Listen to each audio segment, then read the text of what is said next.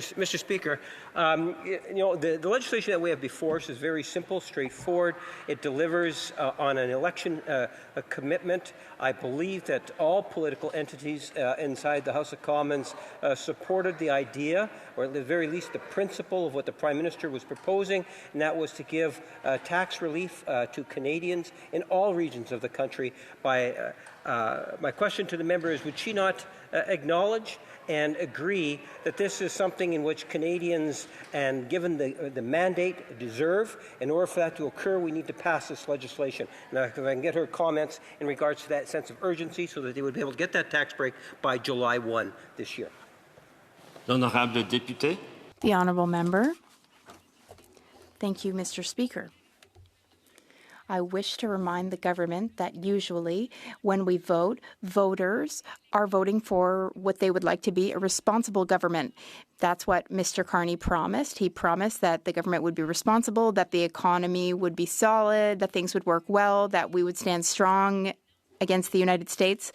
I have a background in finance. I worked in finance for a few years. I know what I'm talking about. Yet here we have a government, the continuation of a government, not necessarily a fully new government. And we have this government which is not even tabling a budget. So that tells me, Mr. Speaker, that they're not taking the matter seriously. Thank you, Mr. Speaker. Good to see you there. Earlier in debate today, we heard the Minister of Finance say that he wants to make Canada the strongest economy in the G7. But it was pointed out to him that Canada's productivity metrics are lagging behind those of our major trading partners, particularly the United States of America.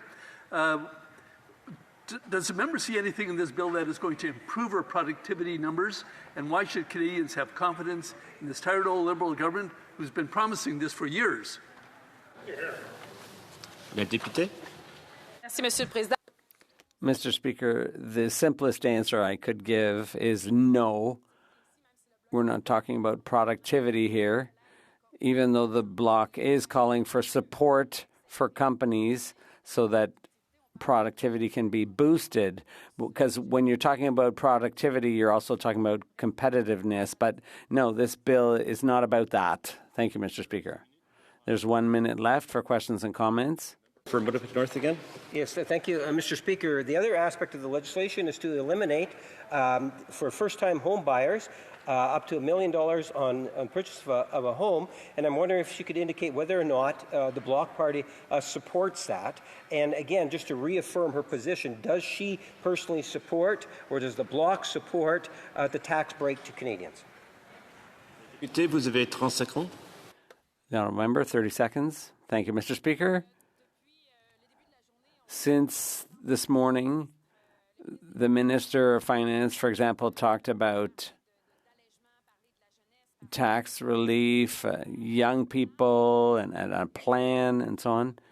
He's been around for years, maybe not as finance minister, but one would expect a plan after how long he's been here. When it comes to housing, we agree with the GST exemption. That helps, but it's not enough. When I went around my riding during the election campaign, young people were talking about other issues. So, yeah, that's only part of the solution.